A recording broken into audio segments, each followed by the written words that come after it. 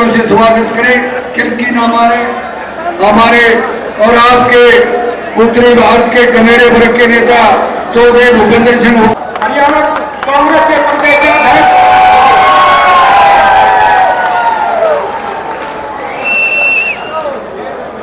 भाई किलकी ना मारो आराम से।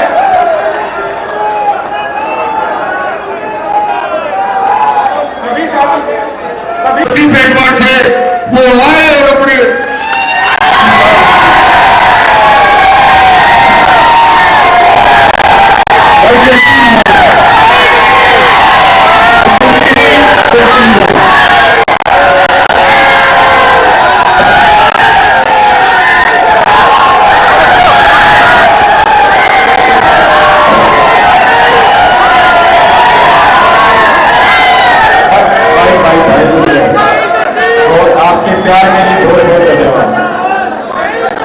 हरियाणा प्रदेश के 36 वर्ग के उम्मीद के सूरज हम सबके नेता हरियाणा प्रदेश के पूर्व एवं भावी मुख्यमंत्री आदरणीय चौधरी भूपेंद्र सिंह हुड्डा जी उनके साथ आए। चौधरी भूपेंद्र सिंह हुड्डा जी के साथ उनके हनुमान बनके कांग्रेस पार्टी को बुलंदियों तक पहुंचाने वाले हरियाणा प्रदेश के यशस्वी संघर्षशील प्रदेश अध्यक्ष आदरणीय उदय भान जी, पूर्व में रहे विधायक मेरे बड़े भाई नरेश सेरवाल जी, बहुत ही आदरणीय बजरंग दास गर्ग जी, राम भगत शर्मा जी, आज पार्टी में शामिल हुए आदरणीय सुखबीर संधू जी, भाई कुलवंत मौर्य जी, भाई दिनेश चौरान जी, ओम प्रकाश ठाडा जी, अजमेर नायक जी, भाई रणदीप नवाल जी और पार्टी के सभी सम्मानित जो मंचा सभी नेतागण और नागरिक हल्के के गांव से बिल्कुल एक छोटे से संदेश पर हजारों की संख्या में इस भयंकर गर्मी में पहुंचे मेरे पिता तुल्य बुजुर्गों, नौजवान साथियों और भारी संख्या में आई मेरी मातृशक्ति मेरी माताओं। सबसे पहले तो मैं आप सबका धन्यवाद करता हूं। गवर्नमेंट ने भी स्कूलों की छुट्टी घोषित कर दी,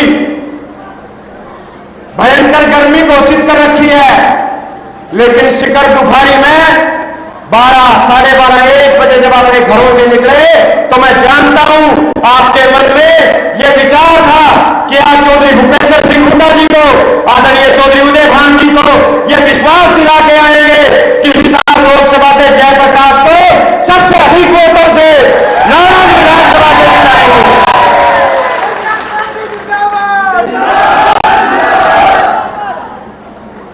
पिछले दिनों यहां बीजेपी के मुख्यमंत्री जी और पूर्व मंत्री जी एक छोटी सी सभा को संबोधित कर रहे थे। वो कह रहे थे कि कांग्रेस 2 लोगों की पार्टी है। मैं उनको कहना चाहता हूं, आप सही कह रहे थे कि ये कांग्रेस केवल 2 लोगों की पार्टी है, और उन 2 लोगों में कौन है? किसान और मजदूर उन 2 लोगों में आता है, दलित और पिछड़ा उन 2 लोगों में आता है, छोटा व्यापारी और दुकानदार उन 2 लोगों में आता है, और जो भारतीय जनता पार्टी के इस कुशासन से छुटकारा पाना चाहते हैं, इस बीजेपी से इस देश और प्रदेश को मुक्त करना चाहते हैं, वो 2 लोग इस कांग्रेस पार्टी में हैं। और बिल्कुल आज मैं हजारों की भीड़ के सामने एक बात कह सकता हूं, साथियों आपके सामने 2 लोग बैठे हैं आज जो हमारे मेहमान हैं, जो इस हरियाणा प्रदेश की अंतिम उम्मीद है, चौधरी भूपेंद्र सिंह हुड्डा जी और चौधरी उदय भान जी। मैं आपको बताना चाहता हूं, जिस दिन से इस चौधरी हरियाणा प्रदेश की कमान संभाली है, जिस दिन से चौधरी जी और उनके हनुमान बनके चौधरी उदय भान जी ने इस प्रदेश में अपना काम शुरू किया, उस दिन से हरियाणा प्रदेश के हर गरीब को, मजदूर को, किसान को, दलित को, पिछड़े को, छोटे व्यापारी को यह भरोसा हो गया कि ये चोरी इस हरियाणा प्रदेश को बीजेपी से मुक्त कराने का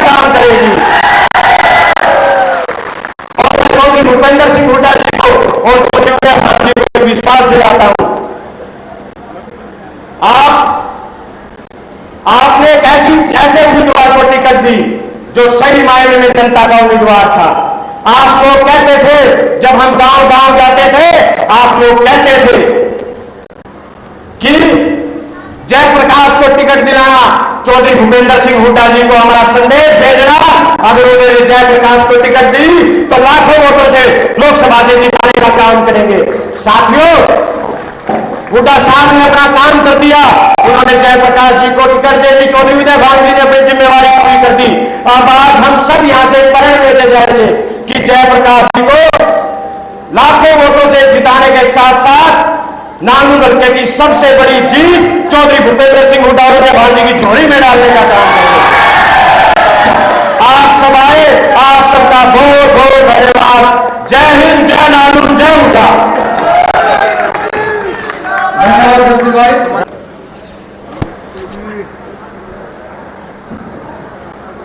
बहुत ही मान और सम्मान के योग्य हरियाणा प्रदेश और भारतवर्ष के जननायक, किसान, कमीना मजदूर, 36 बिरादरी के मंजूर नजर नेता, भावी मुख्यमंत्री चौधरी भूपेंद्र सिंह हुड्डा जी और हमारे हरियाणा प्रदेश के यशस्वी, सबको साथ लेकर चलने वाले मेहनती और भाई उदय भान जी हमारे अध्यक्ष, हमारे पूर्व में रहे विधायक भाई नरेश सेलवाल जी, भाई बजरंग दास गर्ग जी, भाई सुखबीर संधू जी जिन्होंने आज पार्टी ज्वाइन की है, और हमारे छोटे भाई जो हरियाणा हमारे यहाँ नारनूंद हल्का में बहुत अच्छी मेहनत कर रहे हैं, भाई जस्सी पेटवार जी, भाई कुलवंत मौर्य जी, डॉक्टर राजवीर मौर्य जी, और इसके साथ साथ रणदीप लोहान जी और हमारे सारे साथी जितने भी यहाँ पर उपस्थित हैं, हल्का नारनूंद के मेरे कोने कोने से पहुँचे हुए मेरे प्यारे बच्चों, भाइयों, नौजवान साथियों, बुजुर्गों और मेरी मातृशक्ति मेरी बाईं तरफ बैठी हुई दुर्गा का रूप मेरी माता और बहनों, मैं आप सब की तरफ से यहाँ पर नारनूंद हल्का की सरजमी पर हुड्डा साहब के अपने पवित्र कदम यहाँ पर पड़े हैं, मैं उनको सलाम करता हूँ, उनका अभिनंदन करता हूँ, उनका स्वागत करता हूँ।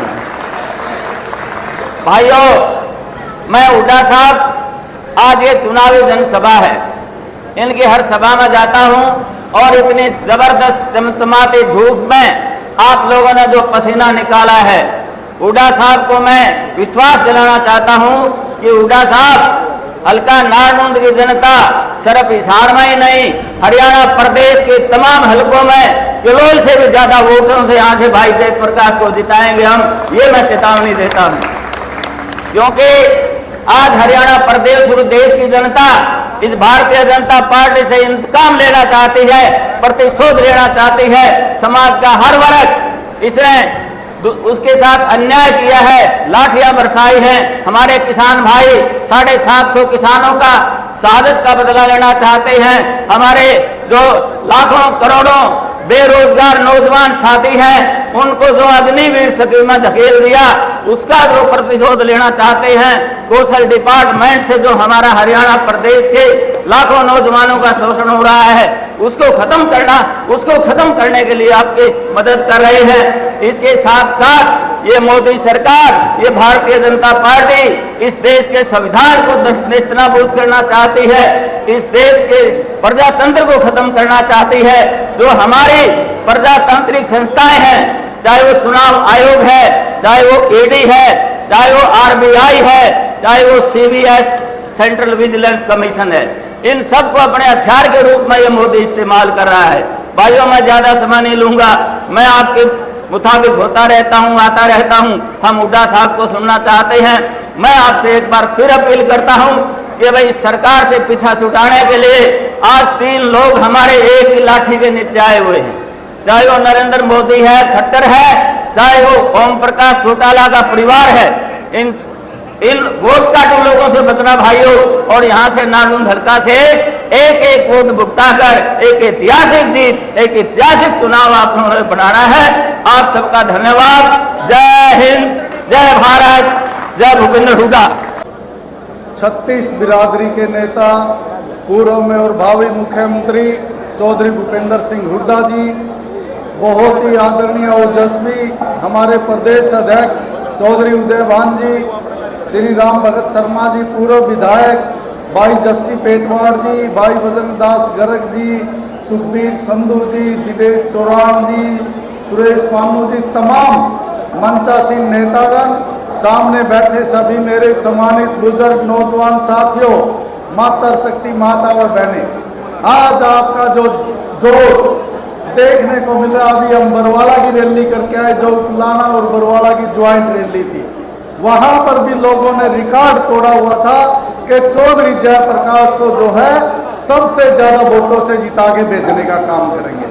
मैं समझता हूं साथियों, जिस प्रकार से 10 साल का शासन बीजेपी का रहा, 10 साल का शासन चौधरी भूपेंद्र सिंह हुड्डा जी का रहा, तुलना करके देखना, उस शासन में चौधरी भूपेंद्र सिंह हुड्डा जी के समय किसान खुशहाल था, गरीब आदमी खुशहाल था, गरीब लोगों के लिए योजनाएं चलती थी, चाहे 100-100 वर्ग गज के प्लाट देने की बात थी, 200-200 लीटर पानी की टंकी देने की बात थी, स्कूल में बच्चों को स्कॉलरशिप देने की बात थी, और चाहे युवाओं को रोजगार देने की बात थी।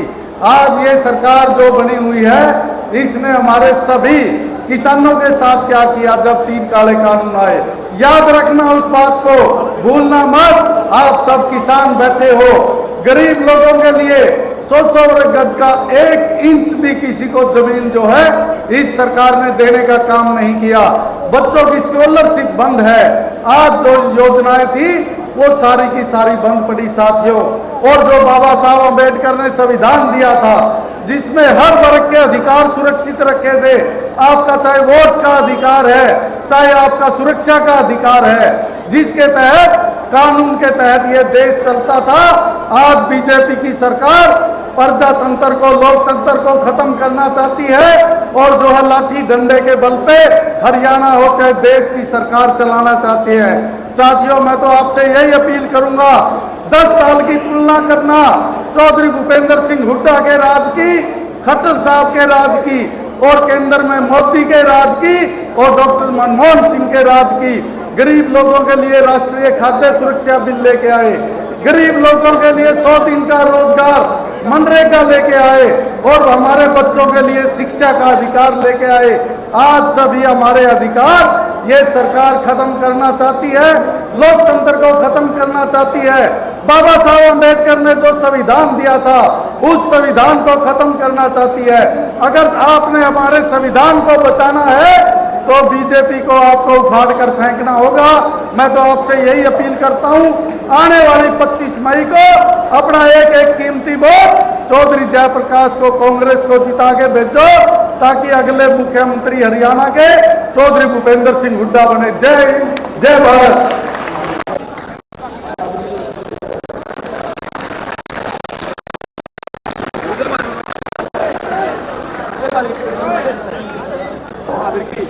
महावीर और राजनीति श्री उदय भान जी को पगड़ी बनाने के सम्मानित करेंगे।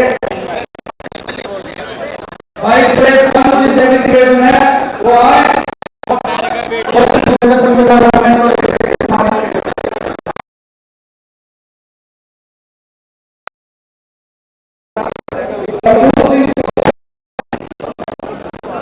उदय भान जी को सम्मानित करेंगे।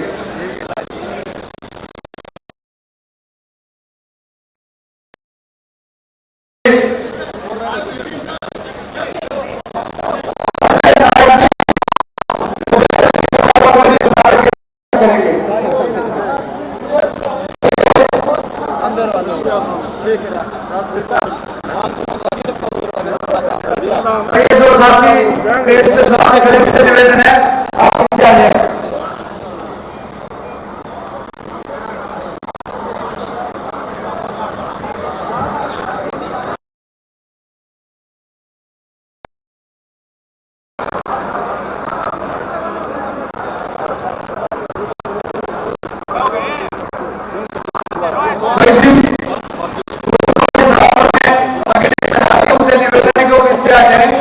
स्टेज पे सामने ना खड़े हो।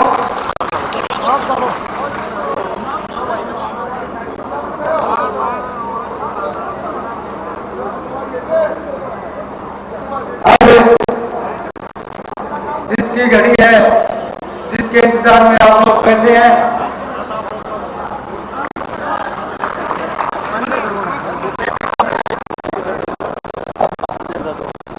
उदयवीर जी माननीय भूपेंद्र सिंह हुड्डा को पहले बोल दे, क्योंकि हुड्डा साहब को प्रदेश अध्यक्ष को आगे एक जनसभा को संबोधित करने देना है।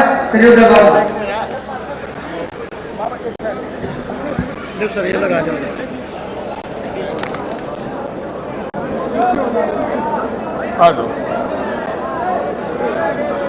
जन जन के आशा और विश्वास का प्रतीक हरियाणा प्रदेश के सर्वप्रिय जनप्रिय नेता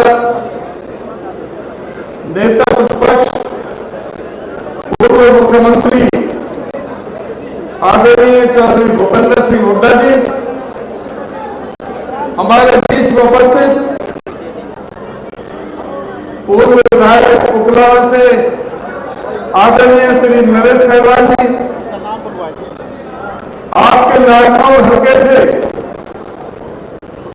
पूर्व विधायक आदरणीय प्रोफेसर राम भगत शर्मा जी, आपके सुख दुख के साथी हमारे जुझारू साथी आदरणीय श्री जस्सी पेटवार जी,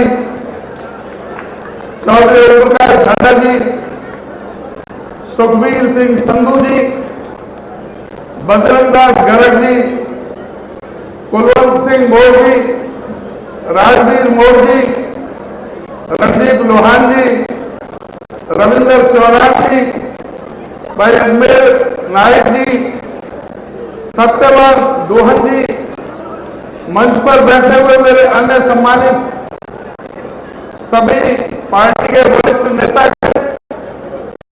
आदरणीय नारनौल हल्के के कोने कोने से आए हुए मेरे सभी सम्मानित बुजुर्गों, नौजवान दोस्तों, तो सभी माता बहनों बच्चों,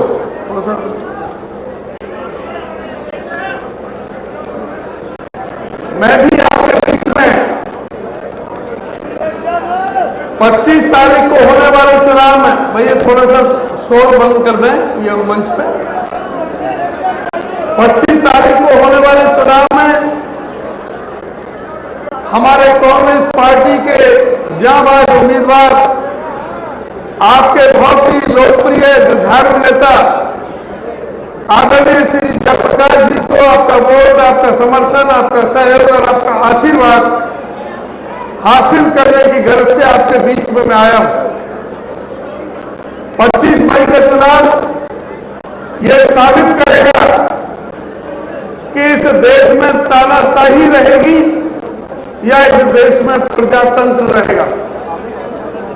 हमारे देश के प्रधानमंत्री जो इस देश के संविधान को बदलना चाहते हैं, जो इस देश में तानाशाही लाना चाहते हैं, जो इस देश की व्यवस्था को चीन और रूस के रास्ते पर ले जाना चाहते हैं, जो इस देश के संविधान को बचाने के लिए जो संवैधानिक संस्थाएं खड़ी की गई उनका गला दबाना चाहते हैं, और दूसरी तरफ कांग्रेस पार्टी जिसके नेताओं ने बड़ी कुर्बानी देकर के, हमारे स्वाधीनता संग्राम के सेनानियों ने, हमारे शहीदों ने इस देश की आजादी के लिए लड़ाई लड़ी और इस देश में लोकतंत्र की स्थापना की।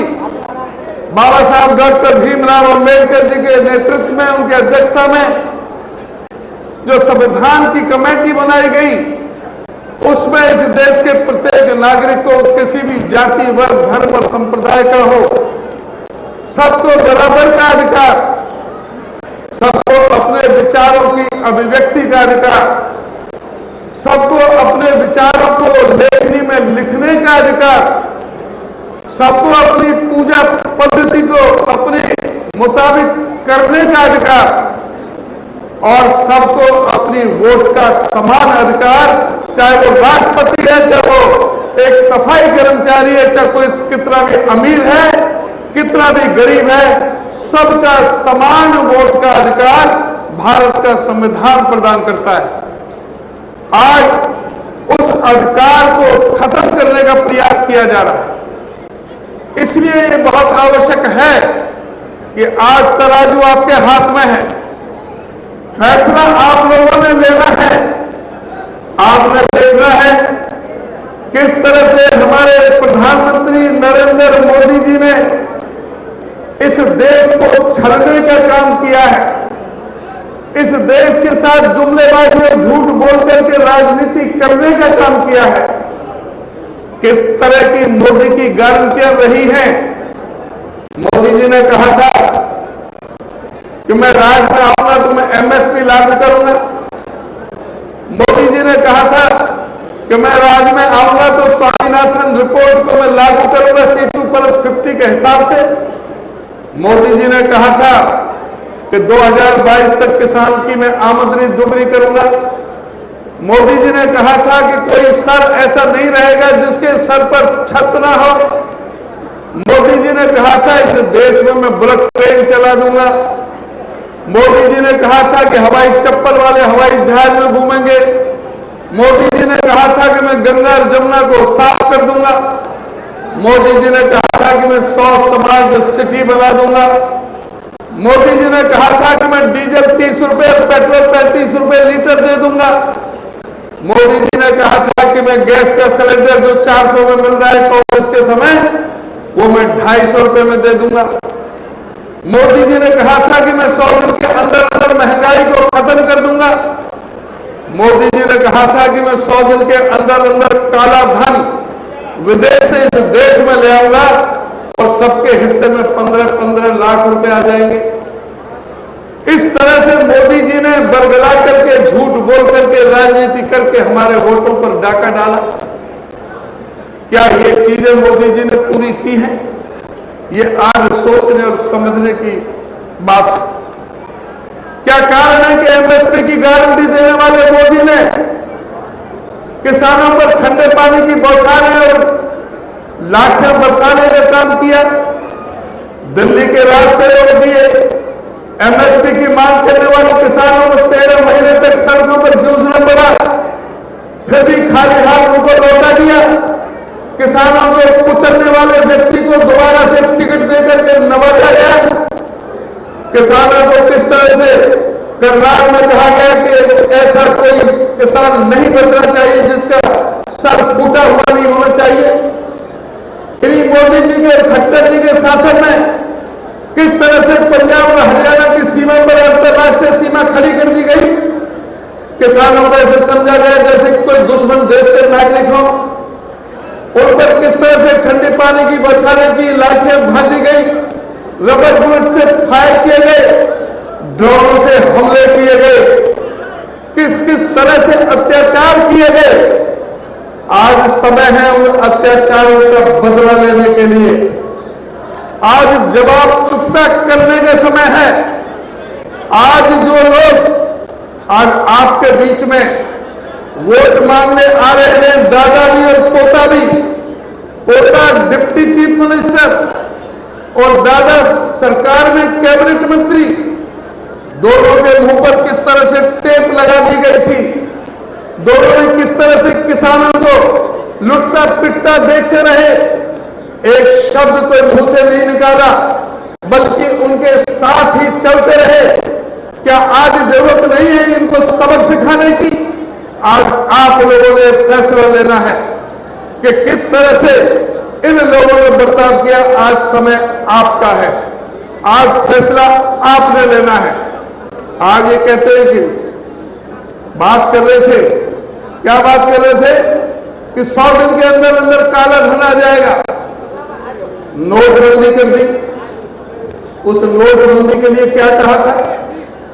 नोटबंदी के लिए कहा था कि देश का जो काला धन है विदेश का वो ला नहीं सके, देश का काला धन आ जाएगा। इस देश में से आतंकवाद खत्म हो जाएगा, इस देश में से नक्सलवाद खत्म हो जाएगा, इस देश में से नकली नोट खत्म हो जाएंगे।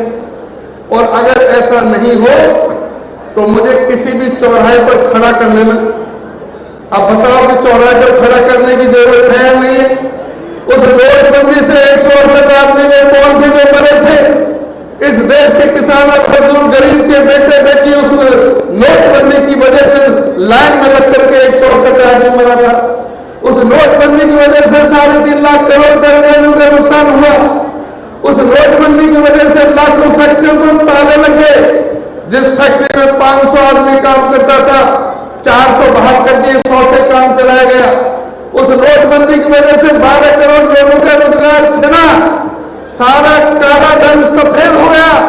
अमीर आदमी कोई लाइन में नहीं लगा, उनके घर में पैसा पहुंच गए। आज नरेंद्र मोदी जी आज वोट नोटबंदी के नाम से नहीं मांगते हैं। नरेंद्र मोदी जी कह रहे थे कि बेटी बचाओ बेटी पढ़ाओ, आज नहीं कहते कि बेटी बचाओ बेटी पढ़ाओ। याद करो हमारे उन पहलवान बेटियों का जिन्होंने इस देश का नाम रोशन किया था, अंतरराष्ट्रीय स्तर पर मेडल जीते थे। उन बेटियों के साथ जिस तरह का व्यवहार किया गया, और वो बदतमीज व्यक्ति ब्रजभूषण शरण सिंह जिसने बदतमीजी की थी, उसके बेटे को आज भी ये सरकार टिकट दे रही है। किसानों के कुचलने वाले को ये सरकार टिकट दे रही है। हमारी महिला पहलवानों के साथ अत्याचार करने वाला को टिकट दे रही है। ये महिला जो बात करते हैं बेटी बचाओ की, ये वोट मांगते हैं नरेंद्र मोदी उस शख्स के लिए जिसने 400 महिलाओं का बलात्कार करने का काम किया कर्नाटक के अंदर। ये बात नहीं करते मणिपुर में जहां हजारों महिलाओं के साथ रेप बलात्कार हुए। ये बात नहीं करते हाथरस की बेटी की, उन्नाव की बेटी की, देहरादून की बेटी की। आज इनकी तालवे पर जीभ चिपकी हुई है। ये आज बेटी बचाओ और बेटी पढ़ाओ की बात नहीं करते हैं। आज इनको जवाब देने का समय आपका है। ये कांग्रेस पार्टी को आरोप लगाते हैं कि कांग्रेस पार्टी के घोषणा पत्र में मुस्लिम लीग की गंध आ रही है। कांग्रेस के घोषणा पत्र में ये कहते हैं कि जिस पर 2 भैंस होगी, कांग्रेस 1 भैंस छीन के ले जाएगी, मुसलमानों को दे देगी। ये कहते हैं कि जिस पर 2 मकान हुए, 1 मकान कांग्रेस छीन लेगी, मुसलमानों को दे देगी। ये कहते हैं कि किसने अपना मंगलसूत्र बाजरे के ड्रम में या बाजरे के मटका में छुपा के रख दिया, तो कांग्रेस पार्टी एक्सरे खींच के पता निकाल लेगी और उन मंगलसूत्रों को लेकर के मुसलमानों को दे देगी। अरे भाई ये क्या हो गया? ये प्रधानमंत्री की भाषा है, ये प्रधानमंत्री के पद की गरिमा है। इतना नीचे कोई प्रधानमंत्री जा सकता है? अगर कोई बात करता है कांग्रेस पार्टी के घोषणा पत्र में, अगर है तो वो 5 न्याय हैं, 25 गारंटियां हैं, जिसमें युवा न्याय, नारी न्याय, किसान न्याय, श्रमिक न्याय और भागीदारी न्याय। युवा न्याय क्या है?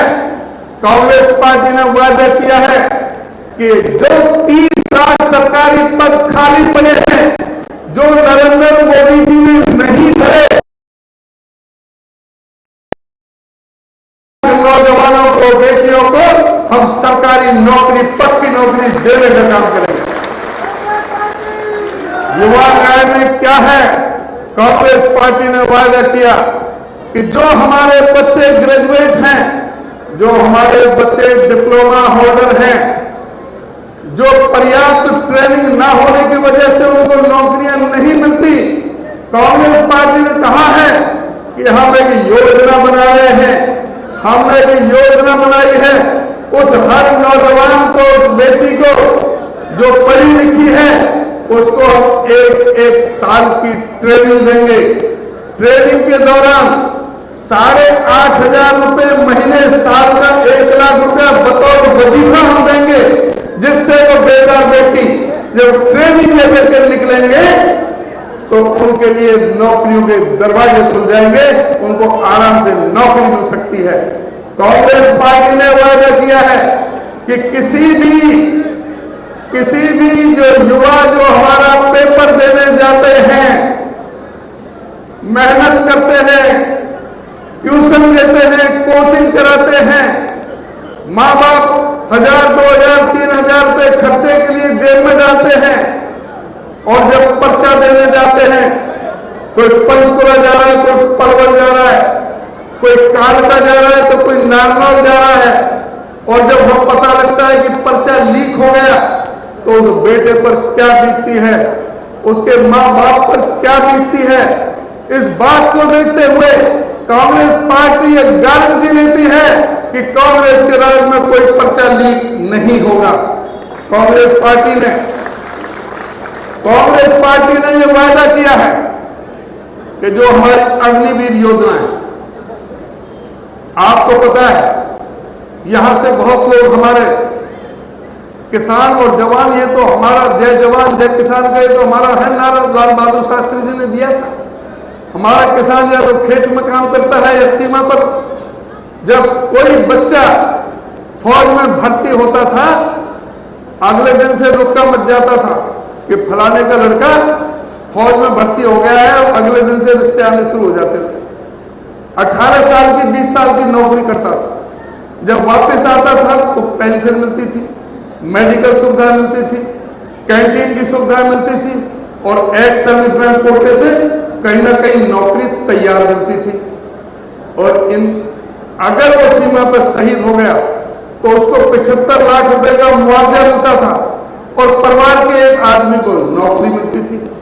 और इन अग्निवीरों को ठन गोपाल ना सेना को पूछा, ना सेना के जनरल को पूछा, ना फौजों के किसी कमांडर को पूछा, ना किसी को विश्वास में लिया। हमारे युवाओं के साथ धोखा देते हुआ, फौज के साथ धोखा देते हुए उस फौज को भी ठेके पर छोड़ने की गुस्ताखी सरकार ने की, और हमारे अग्निवीर योजना लेकर के आगे जो बताइए कि 17 साल 18 साल का बच्चा फौज में भर्ती हो, 22 साल के 23 साल के रिटायर हो जाए, बताओ उसके रिश्ते के लिए कोई आएगा, कोई अपनी बेटी उसके लिए देगा? ये अग्निवीर योजना बहुत बड़ा धोखा है हमारे नौजवानों के लिए। कांग्रेस पार्टी ने वायदा किया है इस अग्निवीर योजना के हर पन्ने को हम फाड़ करके फेंक देंगे, और देश में जिस तरह से पहले फौज की भर्ती होती थी उसी तरह से हम फौज की भर्ती करने का काम करेंगे। कांग्रेस पार्टी ने वायदा किया कि हम अपनी महिलाओं को आरक्षण की पूरी सुविधा देंगे। इन्होंने तो झूठ बोला, पार्लियामेंट में बिल ला करके हम अपनी महिलाओं को, हम सरकार में आने के बाद हम महिलाओं के आरक्षण को पूरा करेंगे। कांग्रेस पार्टी ने वायदा किया है कि जो गरीब महिलाएं हैं जिनके पास पीले कार्ड है, उस हर महिला के खाते में घर बैठे बिठाए 8,500 रुपए महीने, साल का 1 लाख रुपया घर बैठे उसके खाते में कांग्रेस की सरकार डालने का काम करेगी। आप अंदाज लगा सकते हो, जिस घर में 8,500 रुपये को सहारा लग जाए एक महीना में, तो वो महंगाई से किस तरह से उसको राहत मिल सकती है। कांग्रेस पार्टी ने वायदा किया है कि हमारे जो आंगनवाड़ी वर्कर हैं, आशा वर्कर हैं, मिड डे मील वर्कर हैं, सारी गरीबों की बेटियां लगी हुई हैं, उनकी तनख्वाह हम डबल करने का काम करेंगे। हमारी पार्टी की यह भी घोषणा है, इस देश के अंदर और नई 14 लाख आंगनवाड़ी वर्कर और नई भर्ती करने का काम करेंगे। कांग्रेस पार्टी का यह भी वादा है, हर जिले में एक बाबा साहब डॉक्टर भीमराव अंबेडकर जी के नाम से एक भवन, हॉस्टल और उसमें लाइब्रेरी। कोई भी बालक जो शहर में रहना चाहेगा वो उस हॉस्टल में रहेगा, लाइब्रेरी भी साथ में होगी। हर जिले में एक बाबा साहब डॉक्टर भीमराव अंबेडकर के नाम से एक डॉक्टर अंबेडकर भवन और हॉस्टल बनाने का काम करेंगे। कांग्रेस पार्टी का वादा है, हमारी जो महिला है, कामकाजी महिला है, हमारी जो बेटियां कॉलेज में पढ़ने जाती हैं, उनको बड़ी तकलीफ होती है, कहीं उनको मकान नहीं मिलता किराए पर रहने के लिए। उसके लिए कांग्रेस पार्टी ने यह वायदा किया है कि हम हर जिले में सविताबाई फूले के नाम से हर जिले में एक महिलाओं के लिए हॉस्टल बनाने का काम करेंगे, जिसमें हमारी अपनी महिलाएं वहां पर रह सके इज्जत के साथ। कांग्रेस पार्टी का यह भी वादा है कि हम हर जिले में एक गवर्नमेंट मेडिकल कॉलेज, जिसमें जिले का अस्पताल भी शामिल है, हर जिले में एक गवर्नमेंट गवर्नमेंट मेडिकल कॉलेज खोलने का काम हर जिले में करेंगे। और कांग्रेस पार्टी का ये भी वादा है, कोई आदमी इलाज के लिए किसी भी बड़े से बड़े अस्पताल में जाकर के 25 लाख रुपए तक का इलाज हमारी सरकार मुफ्त कराने का काम करेगी। कांग्रेस पार्टी का यह भी वादा है, जिस एमएसपी की लड़ाई हमारे किसानों ने लड़ी, कांग्रेस पार्टी एक गारंटी लेती है। और मैं आपको बता दूं, जब कांग्रेस पार्टी का अधिवेशन हुआ था उदयपुर में, चौधरी भूपेंद्र सिंह हुड्डा उस कमेटी के अध्यक्ष बनाए गए थे। इन्होंने कांग्रेस के जनरल हाउस में प्रस्ताव पास कराया था, जो घोषणा पत्र में आया है, इन्होंने पास कराया था और सबसे हाँ करवाया था। वो हमारे घोषणा पत्र में है कि कांग्रेस पार्टी किसानों को एमएसपी की लीगल गारंटी देती है।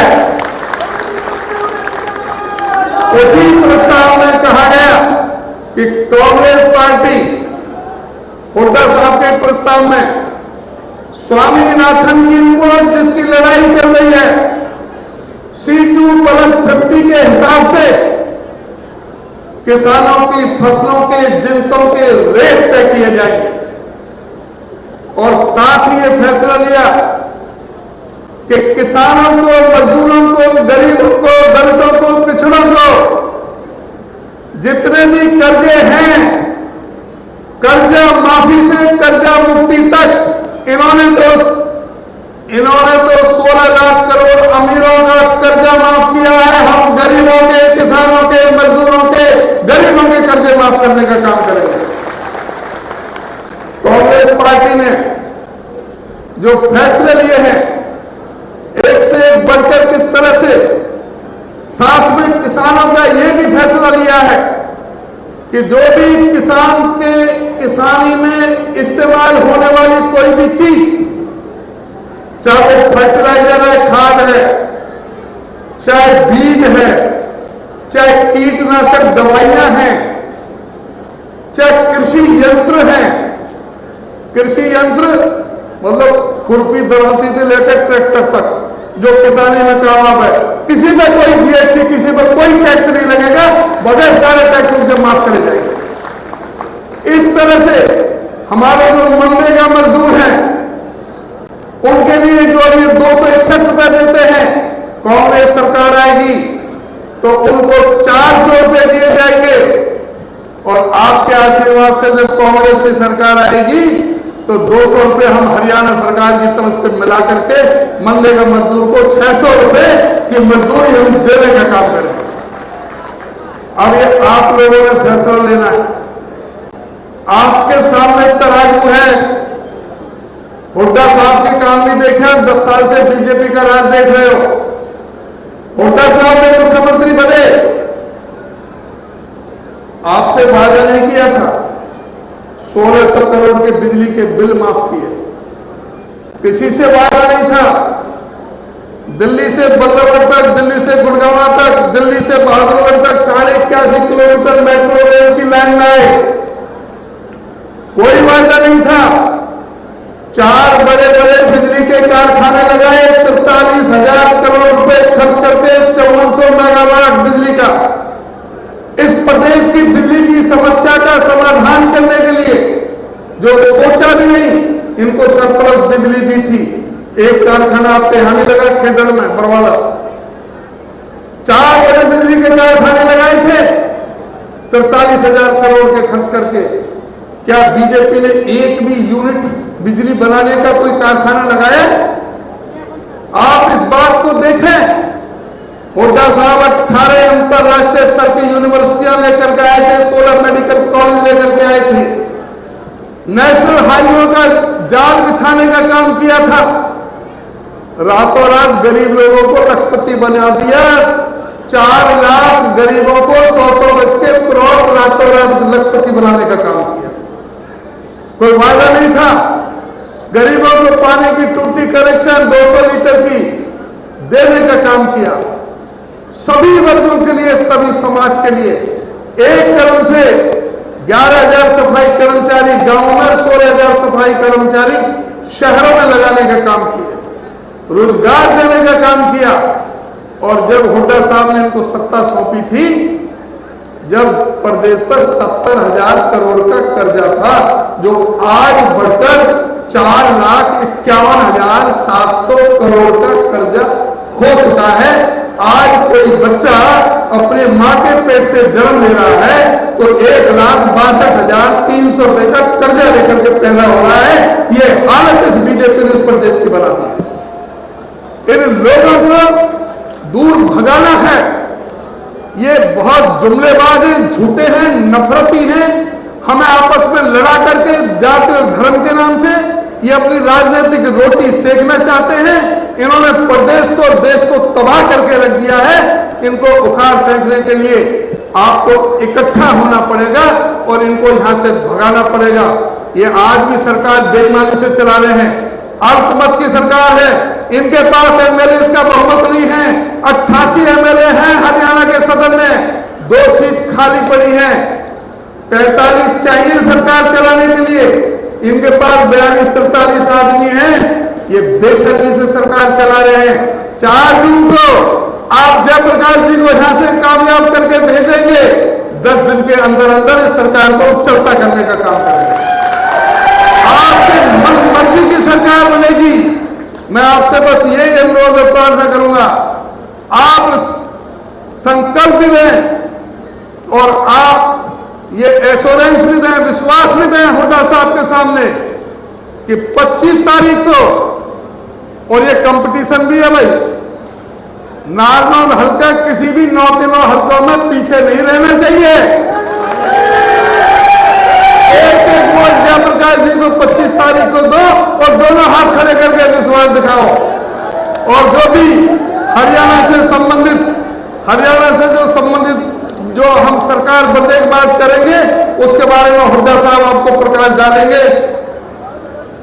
जो सुखबीर संधू जरा पार्षद वार्ड नंबर 30 से जो बीजेपी से कांग्रेस में हुए हैं, सत्यवान दोहन भी शामिल हुए हैं, उर्मिला माजरा ब्लॉक समिति मेंबर है, वो पार्टी में शामिल हुई हैं। और मैं इन सब का जो हमारे बीजेपी से छोड़कर के आए संसार Sharma, retired headmaster, Pratap Sharma chairman, बास इंदु शर्मा और कृष्णा शर्मा, ये सभी जो हमारी पार्टी में शामिल हुए हैं, मैं हरियाणा प्रदेश कांग्रेस कमेटी की तरफ से उन सब का हार्दिक स्वागत करता हूं। और वो इस लड़ाई में संघर्ष में शामिल हुए हैं, उनका बहुत बहुत धन्यवाद। और जो पूरी तरह से इस लड़ाई को लड़े, आप सभी का बहुत बहुत धन्यवाद। धन्यवाद अवैध जी। आज मैं आपके सामने जिसका ये सभी साथ इंतजार कर रहे हैं, माननीय चौधरी भूपेंद्र सिंह हुड्डा से निवेदन करूंगा वो आए अपनी। आज की इस सभा में की अध्यक्षता कर रहे हरियाणा प्रदेश कांग्रेस कमेटी के माननीय अध्यक्ष, इनके अभी आपने विचार सुने, चौधरी उदयभान जी, और यहाँ से विधायक रहे पूर्व विधायक प्रोफेसर राम भगत शर्मा जी, पूर्व विधायक नरेश सेलवाल जी, हमारे साथी जस्सी पेटवाड़ जी, ओम प्रकाश ढांडा जी, कुलवंत मोड़ जी, बजरंग दास गर्ग जी, सुखबीर संधू जी, रविंदर चौहान जी जो आम आदमी पार्टी के जिला अध्यक्ष हैं, तथा चंदन नायक जी, कृष्ण जी, अजमेर नायक चेयरमैन हमारे, और हमारे साथी वकील सुरेश मानू जी, तथा सम्मानित मंच, उपस्थित मेरे बुजुर्गों, नौजवान साथियों, मातृशक्ति और प्यारे बच्चों। देखो आप बहुत देर से बैठे हो। अब भाई तुम जो सामने बैठे हो ना, तुम जवान बच्चे हो, बड़ा जोश है, लेकिन मैं बोलूँ इतना कोई नारे ना लाई हो, तुम बैठे रहिए, ध्यान से सुनो, सबको सुनने दो।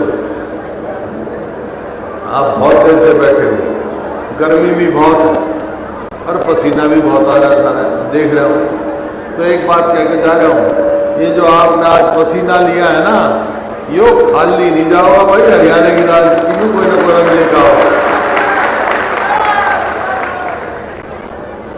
आज हम यहाँ इकट्ठे हुए हैं लोकसभा के चुनाव, कांग्रेस पार्टी से और इंडिया अलायंस के उम्मीदवार हैं हमारे भाई जयप्रकाश जी यहाँ से। तो यहाँ से हम निवेदन करने आए हैं कि भाई जयप्रकाश को लाखों वोट से आप बताओ, हम सब ये यहाँ निवेदन करने आए हैं। और ये चुनाव पूरे देश में हो रहे हैं। देश में मुख्य रूप से दो के बीच है, एक तरफ है एनडीए जिसमें भारतीय जनता पार्टी है, दूसरी तरफ गठबंधन है, कौन सा, इंडिया गठबंधन है जिसमें कांग्रेस और 26 पार्टी और हैं, जिस तरह आप पार्टी है, कम्युनिस्ट पार्टी है, समाजवादी पार्टी है, इस प्रकार की 26 पार्टियां हैं। अब सवाल आता है, बहुत सारे मेरे से पूछते हैं कि भाई कांग्रेस इतनी बड़ी पार्टी है, 26 पार्टियों का गठबंधन क्यों किया? ये जो गठबंधन हुआ है इसका लक्ष्य क्या है, इसका क्या टारगेट क्या है, लक्ष्य क्या है?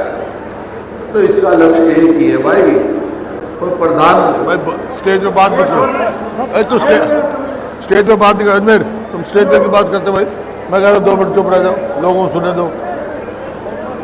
इसका लक्ष्य केवल एक ही है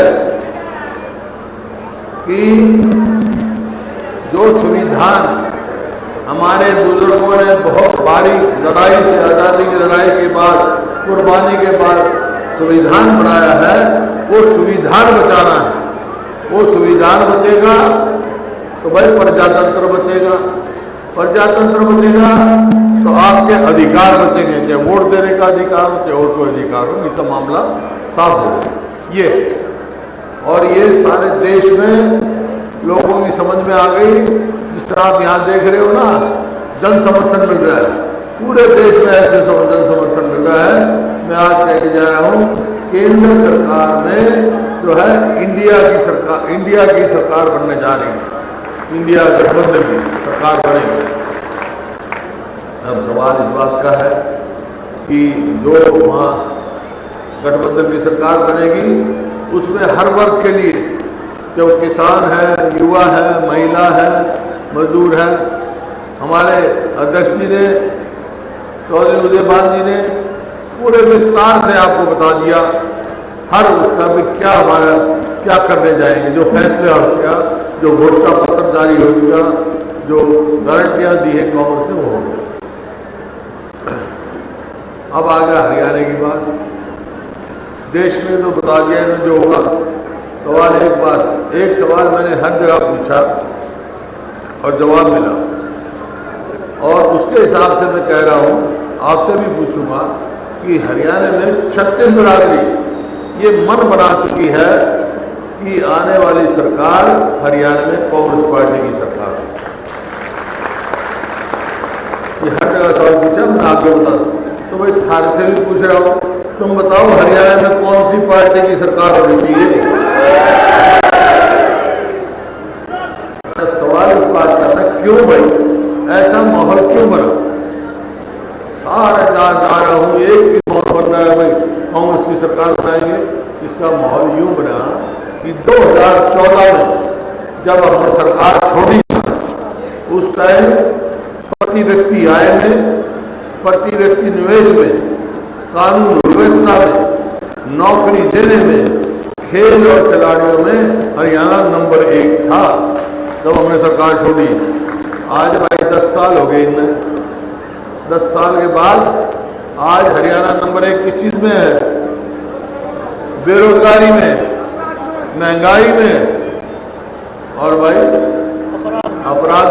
बीच में बोल रहे, मेरे को बोलना चाहिए, बीच में बोलने की जरूरत नहीं है। अपराध बहुत बढ़ गया। और खेल और खिलाड़ियां की देख लो, हमारी पहलवान बेटियां जिन्होंने पूरी दुनिया में हमारा नाम रोशन किया, हरियाणा का, दिल्ली जंतर मंतर में किस तरह उनको घसीटा गया, उनको आज तक न्याय नहीं मिला, आज तक। तो ये परिस्थिति है, इस बात से लोगों ने मन बनाया है 36 बिरादरी ने।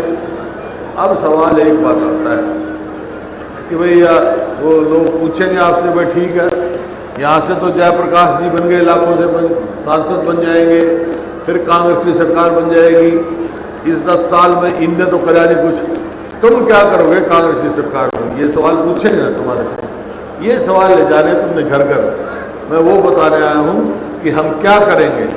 हमने 5-6 मोटे मोटे फैसले कर रखे भाई, बाकी तो और करेंगे, लेकिन जो कहते हैं वो करते हैं, आपको पता है भाई। पहला फैसला मेरा ये है हमारा कि हमारी सरकार बनेगी तो अपने बुजुर्गों की पेंशन 6,000 रुपया महीना करेंगे। 6,000 बूढ़े के 6,000 बुढ़िया के भाई बुजुर्गों के। और जो गरीब आदमी हैं जिनका धन्नाट नहीं है, जो उनके भाई 300 यूनिट बिजली महीने की फ्री करेंगे। और जो ये गैस सिलेंडर है, रसोई का सिलेंडर, जो हमारे समय में कीमत थी उसकी 400, अब हो गई 1000, 1100, 1200 करोड़। तो अगर हमारी सरकार बढ़ेगी तो 500 से ज़्यादा गैस की कीमत नहीं होगी। फिर भाई जैसे मैंने कहा कि आज बेरोजगारी में नंबर 1 है हरियाणा। क्यों है?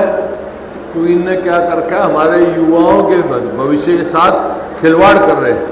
एक बना रखा है कौशल रोजगार निगम, उसमें पक्की नौकरी नहीं देते, ठेके की नौकरी देते हैं। जब मर्जी काट लो, जब मर्जी लगा लो। भ्रष्टाचार का अड्डा बना रखा है, पैसे लेके लगाते हैं। ना उसमें मेरिट है, ना उसमें पेंशन है, और ना ही पक्की नौकरी है उसमें, ना ही रिजर्वेशन है, कुछ नहीं। बस सिर्फ उसका एमडी पकड़ा गया था अभी, HPSC में पैसे पकड़े गए, युवाओं के साथ बना रखा है।